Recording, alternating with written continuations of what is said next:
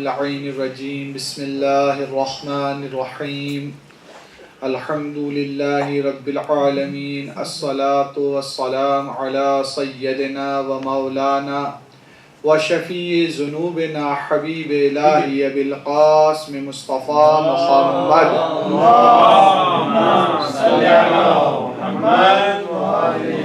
وعلى أهل بيته الطيبين الطاهرين المعصومين لا سيما بقية الله العظم ولعنة الله على أعدائهم ومنكري فضائلهم ومصائبهم أجمعين من الآن إلى يوم الدين أما بعد فقد قال الله الحكيم في كتابه الكريم بسم الله الرحمن الرحيم وَلَا تَحْسَبَنَّ الَّذِينَ قُتِلُوا فِي سَبِيلِ اللَّهِ أَمْوَاتًا بَلْ أَحْيَاءٌ عِندَ رَبِّهِمْ يُرْزَقُونَ صلوات پڑھیں محمد وآلہ اللہم صلی علی محمد وآلہ محمد۔ عزیزان محترم، خداوند متعال اس آیت میں ارشاد فرما رہا ہے، اور اس آیت کی تلاوت کا شرف بھی اس لیے حاصل کیا کیونکہ آج کی محفل جو ہے شہداء سے منسوب ہے اور ان کی فیملی سے منسوب ہے۔ خداوند متعال اس آیت میں ارشاد فرما رہا ہے وَلَا تَحْسَبَنَّ الَّذِينَ قُتِلُوا فِي سَبِيلِ اللَّهِ، تم اس بات کا گمان بھی نہ کرنا جو لوگ خدا کے راستے میں، اللہ کے راستے میں شہید کر دیے گئے، قتل کر دیے گئے، وہ مر چکے ہیں، امواتا، وہ مر چکے ہیں، بل احیاء، بلکہ خدا کہتا ہے وہ زندہ ہیں، عند ربہم یرزقون، اور اپنے رب کے نزدیک وہ رزق پاتے ہیں۔ انسان ایک عمل انجام دیتا ہے، عمل سے پہلے انسان زبان استعمال کرتا ہے، زبان سے پہلے انسان جو ہے کسی چیز کا عقیدہ رکھتا ہے، اور عقیدے سے پہلے کسی چیز کا انسان گمان کرتا ہے۔ پہلے کسی چیز کا انسان کو گمان ہی ہوتا ہے، اس کے بعد اس کے عقیدے میں تبدیل ہو جاتا ہے، پھر وہ اس کو زبان پر جاری کرتا ہے، پھر اس کو اعمال و جوارح سے وہ جو ہے اس کو امپلیمنٹ کرتا ہے۔ مثال کے طور پر ہم خداوند متعال پر عقیدہ رکھتے ہیں تو پہلے اس بات کا تصور ذہن میں آتا ہے آیا خدا ہے کہ نہیں، اس پہ بحث کی جاتی ہے، آیا خدا وجود رکھتا ہے کہ نہیں رکھتا ہے، اگر وہ ہے تو کیسا ہے۔ پھر اس کے بعد جب خداوند متعال پہ بحث ہوتی ہے اس کے وجود پر، اس کے بعد ہم اس پر عقیدہ رکھتے ہیں، جب مطمئن دلائل کے ذریعے آتے ہیں تب ہم اس پہ اعتقاد رکھتے ہیں کہ ہاں خداوند متعال وجود رکھتا ہے۔ پھر اس کے بعد جو ہے انسان زبان پر شہادتین کو جاری کرتا ہے کہ ہم خدا کی گواہی دیتے ہیں، پیغمبر اسلام کی رسالت کی گواہی دیتے ہیں۔ اس کے بعد انسان جو ہے دین پر عمل کرتا ہوا نظر آتا ہے۔ خداوند متعال تمام چیزوں میں سب سے پہلی چیز جو ہوتی ہے کسی چیز کا تصور کرنا ہوتا ہے، تصدیق کبھی کسی بھی چیز کی بعد میں ہوتی ہے، تصور سب سے پہلے ہوتا ہے۔ اللہ تعالیٰ شہداء کے مقام کو بلند کرنے کے لیے اور بیان کرنے کے لیے ان کا مقام کس قدر بلند ہے، نہ صرف خدا اس بات کو منع کر رہا ہے کہ تم اس بات کا عقیدہ نہ رکھو، نہ صرف خداوند متعال اس بات کو منع کر تم اس بات کو زبان پہ نہ لاؤ، بلکہ خداوند متعال کہہ رہے اس بات کا تم گمان بھی نہ کرو۔ وَلَا تَحْسَبَنَّ الَّذِينَ قُتِلُوا فِي سَبِيلِ اللَّهِ، تمہیں گمان کا بھی حق ہم نہیں دے رہے، برسد تم زبان پر اس کو جاری کرو کہ شہداء جو ہیں وہ مر چکے ہیں، یا تمہارا عقیدہ اس غلط ہو جائے کہ شہداء جو ہیں مر چکے ہیں۔ نہ صرف عقیدہ نہیں رکھنا صرف زبان پہ، اللہ تعالیٰ اس بات کی بھی اجازت نہیں دے رہا ہے کہ تم اپنے گمان میں، اپنے تصورات میں بھی یہ بات لے کر آؤ۔ لہٰذا گمان جو ہوتا ہے وہ انسان کے اختیار میں بھی نہیں ہوتا، لیکن اللہ تعالیٰ کہہ رہے تمہیں اس شہداء کا مسئلہ یہ ایسا ہے کیونکہ ان کا مقام اس قدر بلند ہے، تم ان کے لیے گمان بھی نہیں کر سکتے وہ مر چکے ہیں، یہ گمان بھی نہیں کیا جا سکتا۔ لہٰذا وہیں پر خدا پابندی لگاتا ہے، لیکن ایک شرط کے ساتھ، قتلوا فی سبیل اللہ، ہر مر جانے والا شخص، ہر قتل ہو جانے والا شخص ایسا نہیں کہ اس کے لیے ہم گمان نہ کریں، جو راہ خدا میں قتل کیا جائے، جو اللہ کے لیے قتل کیا جائے، جو خداوند متعال کے فی سبیل اللہ جس کو قتل کیا جائے، وہ شخص جو ہے جو اللہ کے دین پر قتل ہو جائے، اللہ کی راہ پر قتل ہو جائے، اللہ کی راہ کے اللہ کا دین ہے، اللہ کی شریعت ہے، اللہ کا قرآن ہے، اللہ کا یہ مذہب ہے، اللہ کی شریعت ہے، جو اس کے اوپر قتل کر دیا جائے، جو اس بنا پر قتل کر دیا جائے، وہ اس کے لیے اللہ تعالیٰ کرے گمان بھی نہ کرو وہ شہید ہے، بلکہ عند ربہم یرزقون، بلکہ وہ کیا ہے اپنے رب کے نزدیک زندہ بھی ہے اور خداوند متعال کے نزدیک وہ رزق بھی پاتا ہے۔ یہاں پر ایک سوال میں کروں گا کہ عزیزان محترم ویسے کیونکہ از ایسے مسلمان، از ایسے مومن، ہمارا تو عقیدہ ویسے ہی ہے کہ مرنے کے بعد کوئی بھی مرتا، مرنے سے مراد وہ تو نہیں ہوتا جو ایک ایتھسٹ افراد عقیدہ رکھتے ہیں کہ ایسے گھاس ہوتی، گھاس مرجھانے کے بعد ختم ہو جاتی ہے، ایک جانور ہے وہ مرنے کے بعد ختم ہو جاتا ہے، ایک بلڈنگ ہے وہ دھسنے کے بعد ختم ہو جاتی ہے. کیا آیا انسان بھی مرنے کے بعد ختم ہو جاتا ہے؟ نہیں، ایسا تو نہیں ہے. مرنا تو اصل میں ایک اور حیات کی ابتدا کا نام ہے، بلکہ اس سے بہتر حیات کا نام ہے، بلکہ اس سے بہتر زندگی کا نام ہے، جس میں اس زندگی میں ہماری جو آنکھیں دیکھ رہی ہیں اس زندگی میں اس سے زیادہ دیکھ سکتی ہیں، اس زندگی میں جو ہمارے کان سن رہے ہیں اس سے زیادہ وہ سن سکتے ہیں، اس زندگی میں جو ہم تصورات کرتے ہیں، ہم سوچتے ہیں، تعقل کرتے ہیں، تفکر کرتے ہیں، اس سے زیادہ ہم تفکر و تعقل کر سکتے ہیں. وہ زندگی جو ہے بہت زیادہ واضح ہے، وہ زندگی اس سے زیادہ بہت زیادہ ایڈوانس ہے. تو مرنے کے بعد تو کوئی بھی نہیں مرتا ہے، سب زندہ ہوتے ہیں. تو خداوند متعال یہ کیوں کہہ رہا ہے کہ صرف شہداء کے لیے لفظ کیوں استعمال؟ وَلَا تَحْسَبَنَّ الَّذِينَ قُتِلُوا فِي سَبِيلِ اللَّهِ أَمْوَاتًا. خداوند متعال لفظ موت جو ہے وہ شہداء کے لیے کیوں نہیں استعمال کر رہا ہے؟ اس کی وجہ ذات محترم یہ ہے کہ خدا زندہ سب ہوتے ہیں مرنے کے بعد، لیکن حیات اور حیاتوں میں بھی فرق ہوتا ہے. جیسے اس دنیا میں بھی حیات میں فرق ہے. جو ماں کی شکم میں بچہ ہوتا ہے وہ بھی حیات رکھتا ہے. ہم جس طرح سے حیات گزار رہے ہیں ہم بھی حیات رکھتے ہیں. اور کوئی شخص اگر بے ہوش ہوتا ہے وہ بھی حیات رکھتا ہے. ایک جانور ہے وہ بھی حیات رکھتا ہے. ایک درخت ہے وہ بھی حیات رکھتا ہے. لہٰذا اس دنیا میں بھی حیات کی مختلف قسمیں پائی جاتی ہیں، مختلف کیٹیگریز پائی جاتی ہیں. بہترین حیات جو خداوند متعال نے انسان کو دی ہے. اسی طرح مر جانے کے بعد بھی ہر شخص حیات رکھتا ہے. کافر مرنے کے بعد بھی حیات رکھتا ہے، مومن بھی مرنے کے بعد حیات رکھتا ہے، انبیاء بھی مرنے کے بعد حیات رکھتے ہیں. لہٰذا ہر حیات کی کیٹیگری مختلف ہوتی ہے. خداوند متعال کہہ رہے ہیں کہ جو عام افراد مرتے ہیں شہداء ویسی حیات نہیں رکھتے ہیں، یعنی وہ حیات رکھتے ہیں، اسپیشل حیات رکھتے ہیں. عند ربہم یرزقون، وہ اپنے خداوند متعال کے نزدیک رزق پاتے ہیں. یہاں پر خدا نے لفظ عند استعمال کیا ہے. ہم مرنے کے بعد عند اللہ ہوں گے یا نہیں ہوں گے اس کی گارنٹی نہیں ہے. لیکن ہم تمام تر عبادات کس لیے کرتے ہیں؟ قربتاً الی اللہ، تاکہ خداوند متعال سے قرب حاصل کر سکیں، تاکہ ہم اس کے نزدیک جا سکیں، ہم اس کے نزدیک سے نزدیک ہو سکیں. تو خداوند متعال سے نزدیک ہونے کی کیا معنی ہے؟ وہ فزیکلی نزدیکی تو نہیں ہے. جیسے آپ ایک دوسرے کے نزدیک بیٹھے ہیں، بعض کسی سے نزدیک بیٹھا ہے، بعض کوئی کسی سے دور بیٹھا ہے. یا میں کہوں میرا گھر یہاں سے دور ہے اور آپ کا گھر یہاں سے نزدیک ہے، تو یہ فزیکلی نزدیک خداوند متعال کے لیے تو ہوتی نہیں ہے، کیونکہ خداوند متعال تو سب کے شہرک سے نزدیک ہے. خداوند متعال تو ہر جگہ پایا جاتا ہے، نہ وہ دور اس کے لیے لفظ کرتا ہے، نہ نزدیک اس کے لیے صد کرتا ہے. وہ تو ہر جگہ وجود رکھتا ہے. وہ ہمارے وجود کے اندر بھی ہے، ہمارے وجود کے باہر بھی ہے. خدا جو شہرک سے بھی نزدیک ہے. تو خدا کی نزدیکی سے معنی کیا ہوتے ہیں؟ نزدیکی سے معنی معنوی نزدیکی ہے. وہ قرب معنوی قرب ہے. جیسے ہمارے یہاں استعمال ہوتا ہے یہ ہمارے بہت نزدیکی دوست ہیں یا یہ ہمارے ایک نزدیکی رشتہ دار ہیں، تو اس کے معنی یہ تو نہیں ہوتے نیکسٹ ڈور میں رہتے ہیں، ہمارے نیکسٹ ڈور میں رہتے ہیں، یا ان کا گھر ہمارا گھر برابر میں، یا ہم لوگ جو ہے بالکل ساتھ ہی رہتے ہیں. اس کے معنی نہیں ہو سکتے. ہو سکتا ہے آپ جرمنی میں رہتے ہیں، آپ کو جو کلوز ترین فرینڈ ہو پاکستان میں، کلوز ترین فرینڈ جو آپ کا پاکستان میں، آپ کا کوئی ریلیٹیو جو ہے جو رشتہ دار ہے وہ جو کلوز ترین رشتہ دار ہو، آپ کا بھائی یا آپ کے والد ہو سکتا ہے کہیں اور ہو، لیکن وہ کلوز ترین ہے. کلوز سے مراد وہاں پہ معنویت یعنی دل کے حوالے سے، مزاج کے حوالے سے، طبیعت کے حوالے سے جو نزدیک ہوتا ہے. دو دوست کب نزدیک ہوتے ہیں؟ جب طبیعتیں ان کی نزدیک ہوتی ہیں. دو رشتہ دار کب نزدیک ہوتے ہیں؟ جب ان کی طینتیں آپس سے ملتی ہیں. ہمیشہ جو ہے طبیعتیں نزدیک ہوتی ہیں. لہٰذا خداوند متعال سے جو جتنا پاک ہوتا جائے گا، جو جتنا مطہر ہوتا جائے گا، جو جتنا پیور ہوتا چلا جائے گا، خدا سے اتنا نزدیک ہوتا چلا جائے گا. شہادت وہ راستہ ہے کہ یہ اللہ سے بہت تیزی کے ساتھ اور بہت جلدی خداوند متعال سے نزدیک کر دیتا ہے.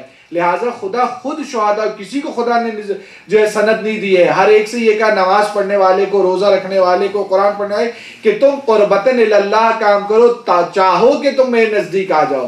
لیکن خدا نے قرآن میں شہداء کو اس سند دے دی ہے، عند ربہم یرزقون، یہ ہمارے نزدیک ہیں، یہ مقام اندیت تک پہنچ چکے ہیں. مقام اندیت یعنی جو خدا سے نزدیک ترین مقام کہلاتا ہے.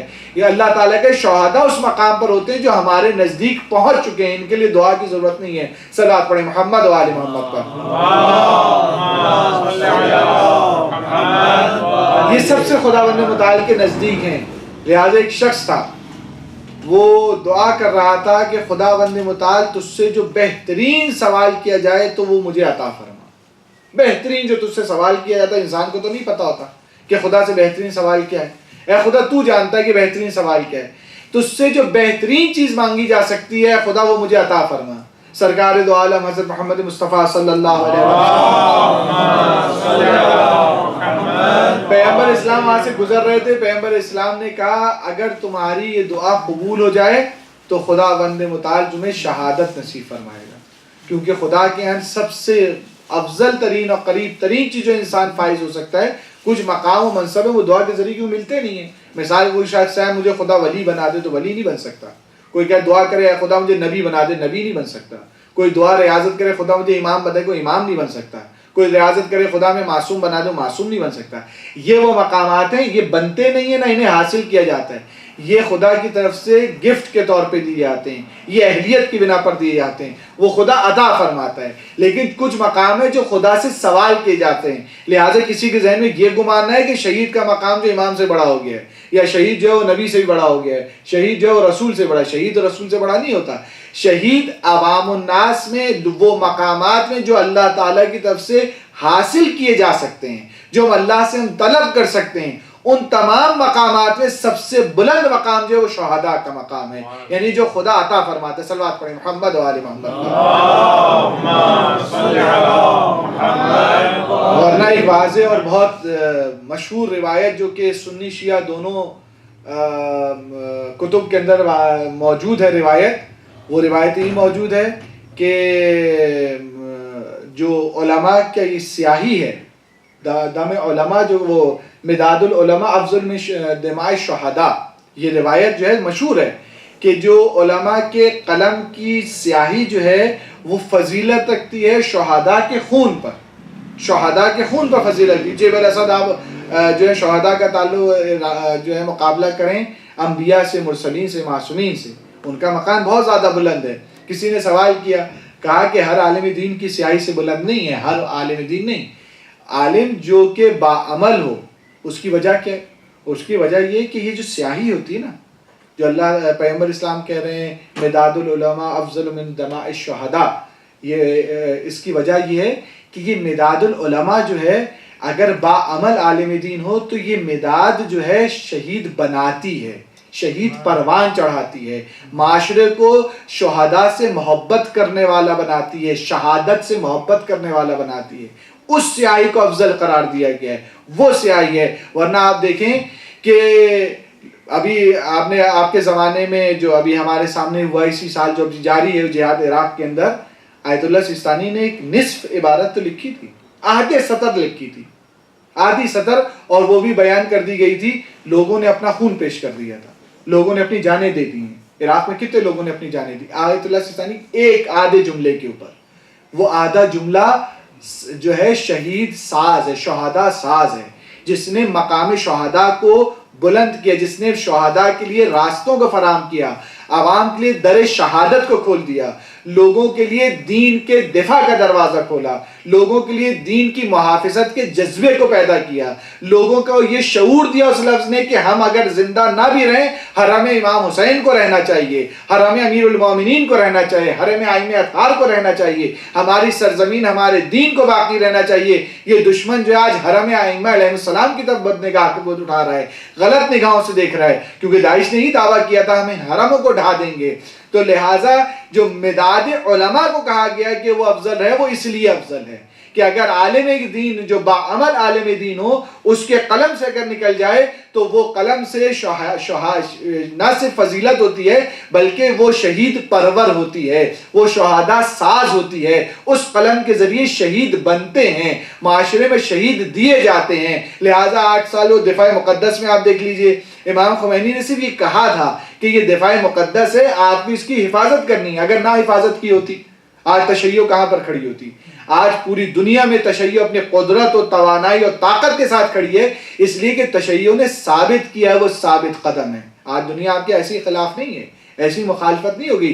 دنیا کو دکھایا ہے تشیع نے کہ ہمارے درمیان استقامت پائی جاتی ہے، ہم جو ہیں استقامت سے لڑ سکتے. چاہے پاکستان کی تشیع آپ دیکھ لیں، اتنے شہداء کے جنازے اٹھانے کے باوجود اپنے مذہب سے، عزاداری سے، امیر المومنین کی محبت و مودت سے ایک شیعہ آپ کو پاکستان میں نظر نہیں آئے گا جو یہ کہے کہ میں اہل بیت کے مذہب چھوڑنے کو تیار ہیں کیونکہ ہمارے گلے کاٹے جا رہے ہیں. ایک شیعہ نظر نہیں آئے گا. یہ استقامت کی علامت ہے، یہ قوم کی زندہ ہونے کی علامت ہے.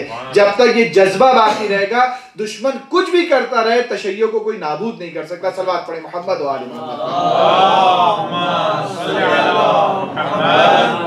لہٰذا یہ بیان ہو رہا تھا کہ اللہ تعالیٰ کہتے ہیں عند ربہم یرزقون، یہ جو ہے خدا بند متعال کی اندیت کا مقام رکھتے ہیں. شہداء جو بہت بلند مقام رکھتے ہیں. روایات کے اندر آیا ہے کہ شہید کا پہلا قطرہ زمین پر گرتا ہے، کیونکہ غیر معصوم ہوتا ہے نا، اس پہ گناہ تو کیے ہوتے ہیں اس نے، لیکن پہلا قطرہ اس کا زمین پر گرتا ہے، خدا اس کے تمام گناہوں کو معاف کر دیتا ہے. لہٰذا مولا کائنات امیر المومنین علی بن ابی طالب علیہ السلام روزے کی حالت میں، اس وقت میں روایت کو دیکھ کر نہیں آیا ہوں، ذہن میں جو روایت آ رہی ہے یا تو 1000 مرتبہ امام نے کہا یا 70,000 مرتبہ، مجھے لفظ امام کی یاد نہیں، لیکن ہزاروں میں تعداد امام نے کہی ہے کہ اگر مجھے ہزاروں شمشیر ماری جائے راہ خدا میں اور ان سے مجھے شہید کیا جائے، مولا علی کو ایک ضربت لگی ہے، مولا کہتے ہیں مجھے کئی ہزار ضربتیں ماری جائیں. مولا فرماتے ہیں میں بہتر پسند کرتا ہوں ان 1000 ضربتوں کو کھانے کو جو خدا کے راستے میں ماری جائیں، نسبت اس کے مجھے موت جو ہے بستر پر آ جائے. اس کے معنی شہادت کی موت کتنی بلند ہے، شہادت کی موت کس قدر بلندی اور بلند ہے. مولا کائنات کہہ رہی کئی ضربتیں میں کھانے کو تیار ہوں. اور یہ تو مولا نے اپنی حیات میں کہا نا، جب شہادت نہیں ہوئی تھی، جب مولا شہید نہیں ہوئے تھے، لیکن مولا نے اپنے عمل سے بتایا. مولا وہ ہیں جو تمام فضیلتوں اور تمام کمالات کے مالک ہیں. ذات خدا کے بعد اور ذات پیغمبر کے بعد تمام فضائل و کمالات کو اگر مجموعہ کوئی دیکھنا چاہے تو امیر المومنین علی بن ابی طالب علیہ السلام کی ذات ہے. جہاں خدا نے تمام کمالات کو جمع کر دیا، جہاں ازداد کو خدا نے جمع کر دیا، ضدوں کو خداوند متعال نے جمع کر دیا ہے. جیسے خدا کے اندر صفات ضد جمع ہے کہ وہ غفور الرحیم بھی ہے، وہ قہار و جبار بھی ہے. دنیا میں ایسا نہیں ہوتا ہے، انسان یا تو رحم دل ہوتا ہے یا قہار و جبار ہوتا ہے، لیکن خداوند متعال کی ذات ایسی جو ارحم الراحمین بھی ہے اور قہار و جبار بھی ہے. لہٰذا امیر المومنین کی صفت اس طرح سے ازداد صفت ہیں کہ دشمن کے مقابلے میں بہت زیادہ سخت دل اور تمام استقامت کے ساتھ دشمن سے لڑتے ہیں، اور اگر ہمدردی میں آ جائیں تو یتیم پرور بھی نظر آتے ہیں، یتیموں کو اپنے کاندھے پہ بٹھائے ہوئے نظر آتے ہیں. لہٰذا وہ امیر المومنین تمام کمالات کے باوجود، تمام صفات کے باوجود کہ اللہ تعالیٰ نے ان کو تمام کمالات سے نوازا ہے، لیکن کسی بھی چیز پہ امیر المومنین نے یہ نہیں کہا فزت برب الکعبہ، میں کعبے کی قسم، میں رب کعبہ کی قسم آزاد جو ہے کامیاب ہو گیا. وہ صرف شہادت پر اپنے آ کر کہا کہ شہادت وہ مقام تھا دنیا کو بتانے کے لیے. آج علی جب جا رہا ہے شہادت کے ساتھ جا رہی ہے، وہ مقام شہادت ہے جس کی علی آرزو رکھتا تھا، جس چیز کی آرزو علی ابن ابی طالب رکھتے ہوں تمام فضائل کے ساتھ. تو آپ سوچیں کتنی بافضیلت ہوگی. یہ عرض کر چکا کہ امامت و نبوت و عصمت سے زیادہ نہیں ہے، لیکن اس کی فضیلت یہ بیان کر رہی کہ امیر المومنین جس کی تمنا کر رہے ہوں، امیر المومنین جس میں اپنے آپ کو خود سند دے رہے ہوں کہ ہاں میں کامیاب ہو گیا، میری زندگی کامیاب ہوگی، اسے شہادت کہا جاتا ہے. تو لہٰذا عزیزان محترم، جہاں شہادت کا مقام اس قدر بلند ہے اور روایات کے اندر بے تحاشا شہداء کے لیے آیا ہے، شہداء کے مقام و منزلت کے لیے کہ ان کے مقام و منزلت میں اللہ تعالیٰ ہی کہتا ہے گمان ہی نہ کرو. تو آپ سوچیں کتنا بڑا مقام ہوگا. تو آپ سوچیں ان شہداء کی جو فیملیز ہیں، ان شہداء کے جو یتیم ہیں، ان شہداء کے یتیموں کی جو آرفنس ہیں، ان کی ذمہ داری کس پر ہے؟ ہم کیا سمجھتے ہیں کہ پاکستان کی جو حکومت ہے جو زندوں کا خیال نہیں رکھتی، جو زندہ افراد کو تحفظ نہیں دے سکتی، یہ شہداء کی فیملی کو تحفظ دے گی؟ جب وہ شہید نہیں ہوئے تو زندہ تھے، ان کو تحفظ نہیں دے سکی. ان کو یعنی گورنمنٹ اس حد تک لاچار اور بیچاری ہو چکی ہے کہ پاکستان کی عوام کے لیے اگر کہا جائے کہ ان کو ہر انسان کو اتنی بجلی فراہم ہے جتنی ضرورت ہے تو وہ انسان پاس موجود نہیں ہے. لیکن بجلی تو انہیں بہت بڑی چیز کہہ دی. اگر کہا جائے ایک گلاس پانی، صاف پانی جس پہ جرمس نہ ہو، جو صاف، جو پینے کے لائق پانی ہو، تو اگر وہ تقسیم کیا جائے نا اس وقت پاکستان میں، تو پاکستان گورنمنٹ اس بات میں فیل ہو چکی ہے کہ وہ ایک گلاس پانی بھی تقسیم نہیں کر سکتی اپنے عوام کے درمیان. تو اس حکومت سے کوئی آرزو رکھنا، اس حکومت سے کوئی توقع رکھنا، ایسی حکومت سے جو ہے ہمیں کسی طرح کی آرزو رکھنا ہمیں نہیں رکھنا چاہیے. تو ہمیں کیا کرنا ہے؟ ہمیں خود اپنے پاؤں پہ کھڑا ہونا ہے، اپنے قدموں پہ کھڑا ہونا ہے، اپنے شہداء کی فیملی کو اپنی فیملی سمجھنا ہے. کیوں؟ انہوں نے راہ خدا میں جان دے دی ہے. جان دے دینا وہ چیز ہوتی ہے اذان محترم، اس کے آگے کوئی چیز نہیں ہوتی، اس کے آگے انسان کچھ دے نہیں سکتا. اس کے آگے یہ وہ چیز ہے، انسان پیسہ قربان کرے تو پیسہ دوبارہ مل جاتا ہے، اولاد بھی قربان کر دے کہ ہو سکتا ہے خدا اولاد بھی دوبارہ دے دے، لیکن انسان اگر ایک دفعہ اپنی جان دے دے تو جان واپس نہیں مل سکتی. دنیا میں ایک مرتبہ کوئی آتا اور ایک ہی مرتبہ چلا جاتا ہے، دوبارہ کوئی آنے کا چانس نہیں ہے، کسی کو چانس نہیں ہے دوبارہ آنے کا. وہ ایک رجت کا عقیدہ جو ہے کنفیوز نہ ہو جائیں، رجت کا عقیدہ الگ ہے، وہ وہی انسان واپس آتا ہے. لہٰذا جو شہداء ہیں وہ اپنی جان دے کر چلے گئے، جو کچھ دے سکتے تھے وہ دے کر چلے گئے. لہٰذا ہمیں چاہیے کہ ان کی جو فیملیز ان کا خیال رکھیں. ہمارے 3 بچے ہیں، ہمارے 4 بچے ہیں، ہمارے 2 بچے ہیں، ان کو بالآخر ہم پال رہے ہیں کہ نہیں پال رہے؟ ان کے تمام اخراجات 100% اخراجات ہم اٹھا رہے ہیں کہ نہیں اٹھا رہے؟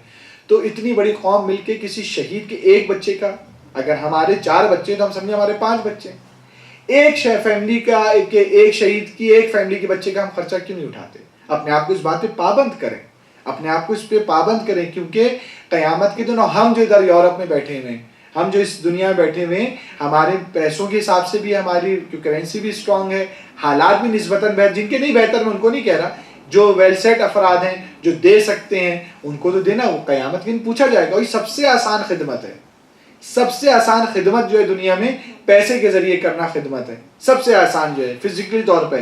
البتہ دل اگر بڑا نہ ہو تو سب سے مشکل خدمت ہے، دل سے اگر نہ نکلے سب سے مشکل خدمت ہے. لیکن اگر دل میں وسعت ہو، دل میں جو ہے کنجوسی نہ ہو، انسان جو ہے دل سے وسعت رکھتا ہو، تو انسان یقیناً شہداء کے لیے جو ہے کام کر سکتا ہے. اور باقاعدہ پاکستان میں تو شہید فاؤنڈیشن کا ایک ادارہ رکھا گیا جس کی طرف سے آج یہ پروگرام بھی مرتب کیا جا رہا ہے، اور وہ بے تحاشا بڑے لاس اور بغیر کسی نام و نمود کے وہ آرام سے ہر شہید کو جہاں تک ہو سکتا ہے وہ شہداء کی فیملیز کی حمایت کرتے ہیں، ان تک پہنچاتے ہیں، جو ضرورت مند ہوتے ہیں ان کی ضروریات کو پورا کرتے ہیں. لیکن آپ جانتے ہیں شہداء کی تعداد جو ہے وہ اور جو کہ ان کو رقم مل رہی ہے وہ ظاہر اس میں تناسب میں بہت زیادہ بھی فرق ہے، کیونکہ آپ جانتے ہیں شہادتیں بہت ہو رہی ہیں، روز بروز شہادتیں ہو رہی ہیں، روز فیملیز بڑھ رہی ہیں شہادت کی. جوان افراد شہید کی جا رہے ہیں، ان کے بچے بہت چھوٹے چھوٹے بچے ہیں جن کو شہید کیا جا رہا ہے، ان کی پوری تعلیم پڑی ہوئی ہے، ان کے جو ہے پورا کیریئر پڑا ہے کہ ان کو بنانے کے لیے. اور روایات کے اندر یہ بھی آیا ہے کہ بہترین صدقہ کیا ہے؟ بہترین صدقہ جب معصوم سے پوچھا گیا، مسجد بنوانا بھی صدقہ ہے، کنواں کھدوانا بھی صدقہ ہے، روڈ بنوا دیں وہ بھی صدقہ ہے، مدرسہ کھلوا دیں بھی صدقہ، سب تمام چیزیں صدقہ ہے. لیکن راہ تعلیم میں خرچ کر دینا جو ہے وہ سب سے بڑا صدقہ ہے. تعلیم پہ خرچ کرنا جو سب سے بڑا صدقہ ہے، اس سے بڑی میں نے نہیں روایت دیکھی. جتنی روایتیں دیکھی تھی میں نے، ان روایتوں میں سب سے زیادہ اجر و ثواب جس صدقے میں تھا، جو سب سے چند گنا ہو جاتا ہے وہ صدقہ، وہ اگر راہ تعلیم پر خرچ کر دیا جائے. تو ہم کم از کم شہداء کے بچوں کے کھانے پینے کا چلے وہاں کے افراد کرتے رہیں گے، اپنے طور پہ شہداء کے بچوں کو اسپانسر کر لیں کہ یہ بچہ جب تک تعلیم حاصل کر رہا ہے اس کے خرچہ ہم اٹھائیں گے. انسان اکیلا نہیں اٹھا سکتا، ذمہ داری لے لے، اپنے دوستوں سے جمع کر لے، خود دے اور اپنے دوستوں سے جمع. یہ نہیں ہو سکتا اپنی جیب سے نہ ڈالے دوسرے جمع کرے، اس کی زبان میں تاثیر نہیں ہوتی، اس کے عمل میں تاثیر نہیں ہوتی. لہٰذا اس کو جمع کریں اور شہداء کو دیں. یہ ذمہ داریوں، کیونکہ کل اگر ہمیں موت آ گئی تو یقیناً جو ہے خداوند متعال کے ہمیں پوچھا جائے گا. یہ خطبہ شعبانیہ میں پیغمبر اسلام حضرت محمد مصطفیٰ صلی اللہ علیہ وسلم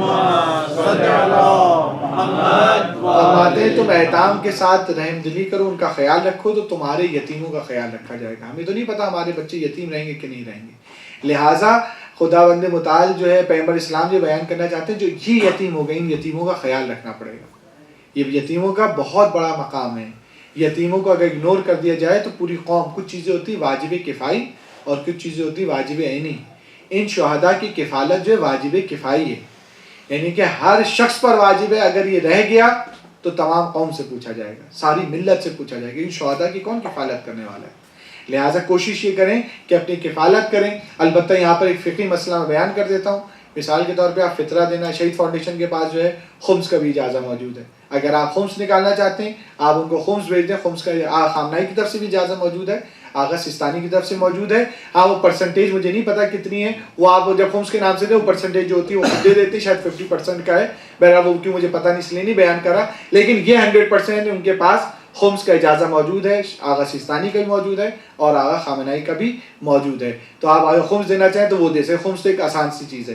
لیکن ہاں جیسے فطرہ دیا جاتا ہے یا جیسے فدیہ لوگوں کا ہے, مثال کے طور پہ آج 16 ماہ مبارک رمضان ہوئی, تو 16 جو لوگ روزہ نہیں رکھ پا رہے مرض کی وجہ سے, مریض ہیں یا کوئی علت شرعی ان کے پاس ہے کہ جس کی وجہ سے وہ روزہ نہیں رکھ پا رہے, تو ایسے افراد جو ہیں, بڑھاپا ہے, بڑھاپے کی وجہ سے کوئی روزہ نہیں رکھ پا رہا, مریض ہے, مرض کی وجہ سے کوئی روزہ نہیں رکھ پا رہا ہے, یا خواتین ہیں جیسے جو دودھ پلانے والی خواتین ہیں وہ دودھ پلاتی ہیں, وہ روزہ نہیں رکھ سکتی ہیں. اگر نہیں رکھ سکتی ہیں, خالی عذر نہیں بنتا ہے, اگر وہ دودھ پلائیں اور روزہ نہ رکھ سکیں تو ان پر روزہ ساقط ہے. اسی طرح جو پریگننٹ خواتین ہوتی ہیں وہ اگر پریگننسی سے روزہ نہ رکھ سکیں تو روزہ ساقط ہے, صرف پریگننسی سے روزہ ساقط نہیں ہو جاتا.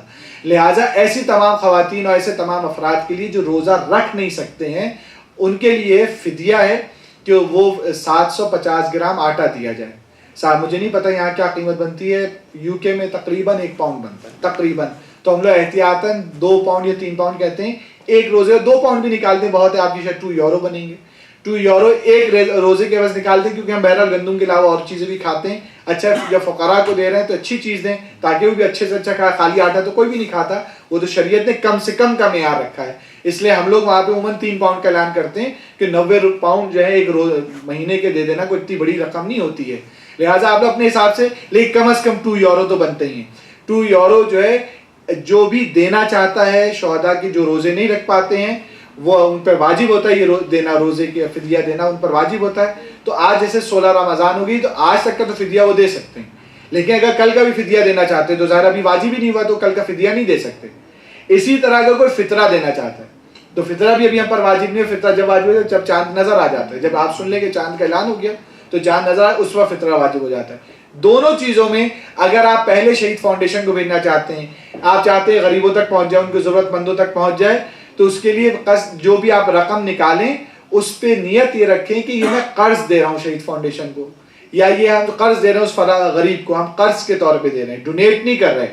کیونکہ ڈونیشن میں ہوتا ہے آپ نے جیسے ہی شہید فاؤنڈیشن کو ڈونیٹ کیا یا کسی غریب کو کوئی چیز ڈونیٹ کی تو آپ کی ملکیت سے نکل گئی, اب وہ آپ کا مال ہی نہیں رہا, وہ آپ کی ملکیت سے نکل گئی. لیکن جب آپ کسی کو قرض دیتے ہیں تو لون دیتے ہیں جب آپ, تو لون جو ہوتا ہے وہ آپ کی ملکیت میں رہتا ہے, وہ آپ کی رقم ہوتی ہے, آپ کا پیسہ ہوتا ہے, اس پہ آپ نیت اور ارادے کو تبدیل کیا جا سکتا ہے. لہٰذا کیونکہ فطرے کا تو وقت ابھی ہوا نہیں ہے, یا بھی جو 14-15 روزے رہتے ہیں ان کا بھی وقت فدیہ کا نہیں ہوا ہے, لیکن ہم آج پیمنٹ کرنا چاہتے ہیں, تو جو باقی ماندہ روزے رہتے ہیں وہ, یا جو فطرہ دینا چاہتا ہے وہ بطور قرض ادا کر دے, کہ یہ بطور قرض حساب کر لے کتنا فطرہ بنے گا, کتنا جو ہے وہ ہمارے روزے کا فدیہ بنے گا, کتنا ہمارا فطرہ بنے گا. پر ہیڈ جو ہے تقریباً 6 پاؤنڈ جو ہے وہاں پہ اعلان ہوا ہے. آپ کے مجھے نہیں پتا یورو میں کیا ہوگا, تقریباً 10 یورو ہوگا, ایسے 9 یورو ہوگا, لیکن وہاں یو کے میں یہ 6 پاؤنڈ جو ہے پر ہیڈ جو ہے فطرہ جو ہے وہ اعلان کیا گیا ہے. لہٰذا وہ پر ہیڈ کے حساب سے نکال دیں آپ اس کے کس قرض سے, کہ ہم یہ قرض دے رہے ہیں.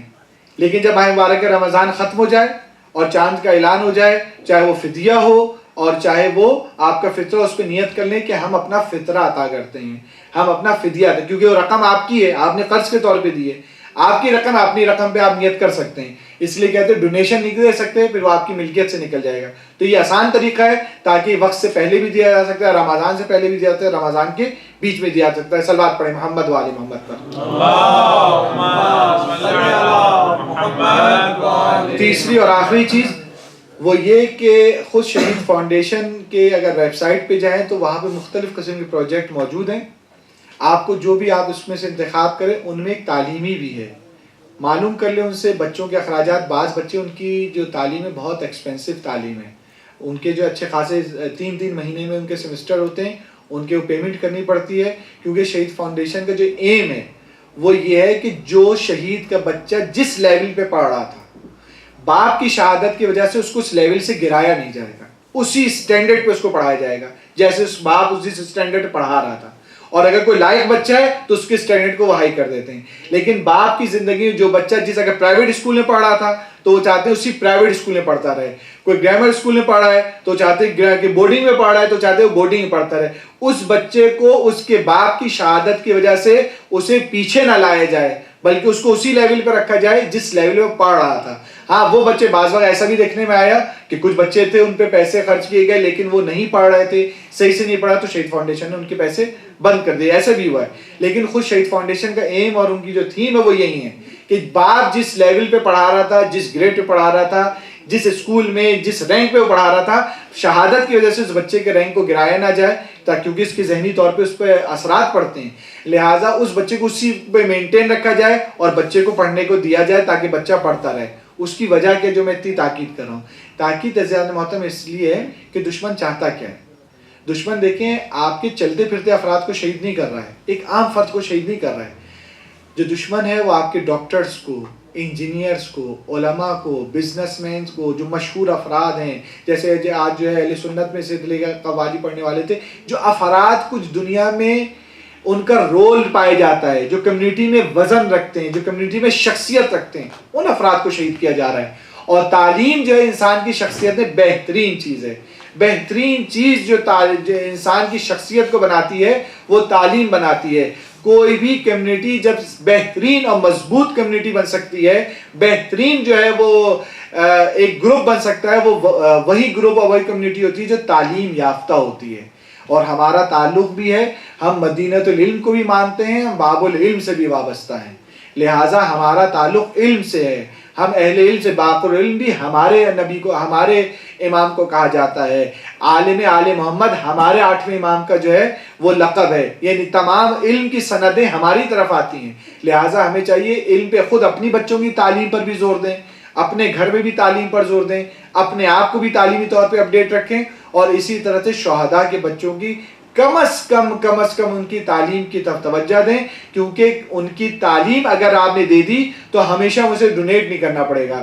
وہ 15 سال کے بعد 20 سال کے بعد بچہ کسی لائق ہو جائے گا, کسی جگہ جاب کے لائق ہو جائے گا, کسی ڈگری حاصل کرنے کے لائق ہو جائے گا, کسی جگہ کام کرنے کے لائق ہو جائے گا, کوئی کاروبار کرنے کے لائق ہو جائے گا. اس کے علاوہ اگر آپ منتھلی ان کو کھانا دیتے رہیے, آپ منتھلی ان کو دیتے رہیے, تو ظاہر وہ منتھلی تو ختم ہی نہیں ہوگا, انسان کا پیٹ لگا ہوا وہ ہمیشہ چلتا رہے گا. لیکن اگر آپ نے بنیادی طور پہ کام کرنا ہے تو ان کی تعلیم پر خرچہ کریں, تعلیم پر دیں. باقی چھوٹے موٹے ڈونیشن آپ جانتے لوگ دیتے رہتے ہیں, لیکن ہم ادھر دور بیٹھے ہوئے ہیں, ہم ان کے ساتھ اور کچھ بھی نہیں کر سکتے ہیں. ہم دور سے ان کا مالی تعاون کر سکتے ہیں, ہم مالی طور پہ انہیں دیکھ سکتے ہیں. یہ ماہ مبارک بہترین مہینہ ہے مالی تعاون کرنے کا. ہر چیز 70 گنا ہمیں تبدیل ہو جاتی ہے. جو بھی ایک صدقہ دیا جائے 70 صدقے میں تبدیل ہو جاتا ہے. 1 پاؤنڈ جو ہے 70 پاؤنڈ میں تبدیل ہو جاتا ہے. لہٰذا ہم آپ دیکھیں, ہمیں اگر بینک کوئی کہتا ہے کہ اگر آپ اتنے ہمیں پیسے دیں تو ہم اتنے پیسے انکریز کر دیں گے, ہم فوراً وہاں پہ پیسے جمع کرا دیتے ہیں. یا کہیں لاٹری وغیرہ ہوتی ہے جو جائز ہوتی ہے, جہاں پر لاٹری تو جائز نہیں ہے, تو وہاں پہ ہم انویسٹ کر دیتے ہیں. خداوند متعال تو خود کہہ رہا ہے ہم 1 کے 10 کرتے ہیں, 1 کے 70 کر دیتے ہیں. اور یہاں پر ذہن محترم کسی بھی قسم کا دھوکہ نہیں ہے, یہاں پر کسی بھی قسم کے جو آپ کے پیسہ ضائع ہونے والا نہیں. جو خدا کے راستے میں صادق آل محمد امام جعفر صادق علیہ السلام فرماتے ہیں, بس یاد رہی اس بات کو تمام. امام فرماتے ہیں اگر تم نے جہاں پر پیسے خرچ کرنے کا حق ہے, جن میں سے ایک شہداء ہیں, پیسے خرچ کرنے حق ہے, اگر تم نے وہاں پہ خرچ نہیں کیا, 1 درہم, امام کہتے ہیں وہاں پہ 1 درہم خرچ کرنا تھا, تم نے 1 درہم خرچ نہیں کیا, خداوند متعال 2 درہم تمہارے وہاں پہ خرچ کروائے گا جہاں پہ نہ تمہاری دنیا کا فائدہ ہوگا نہ آخرت کا فائدہ ہوگا. 2 درہم خداوند متعال. اور اس کی میں مثال دیتا ہوں, مثال کے طور پہ آپ کے گھر پہ ٹکٹ آ جائے گا, اور وہ ٹکٹ جو ہوتا ہے, جو ٹریفک ٹکٹ ہوتے ہیں نا, یہ فائن اگر آپ کے پاس آ جائے گا, یہ خسر الدنیا والآخرہ ہوتا ہے. نہ اس میں کوئی دنیا کا فائدہ پایا جاتا ہے نہ آخرت کے لیے کوئی جمع ہوتا ہے. ایسی 50 یورو نکل جاتے ہیں, 40 یورو نکل جاتے ہیں, 60 یورو نکل جاتے ہیں. ایک ریڈ لائٹ کراس کر لی تھی, غلط جگہ پارکنگ کر لی تھی, شاید آپ کے اتنا ٹکٹ کا رواج نہیں, ہمارے یہاں بہت زیادہ ٹکٹ ملتے ہیں. تو اس کو جو ہے خداوند متعال امام علیہ السلام فرماتے ہیں پیسے کو وہاں خرچ کریں اگر خرچ کرنے کی ضرورت ہے. خداوند متعال سے دعا ہے کہ خداوند متعال ہماری صحیح کوشش کو اپنی بارگاہ میں قبول فرما. ان شہداء کے مقام بلند ہیں, ان کے مقام کو بلند تر فرما. ایک سورہ فاتحہ تمام مرحومین مومنین مومنات کے لیے, خصوصاً شہداء ملت جعفریہ کے. بسم اللہ.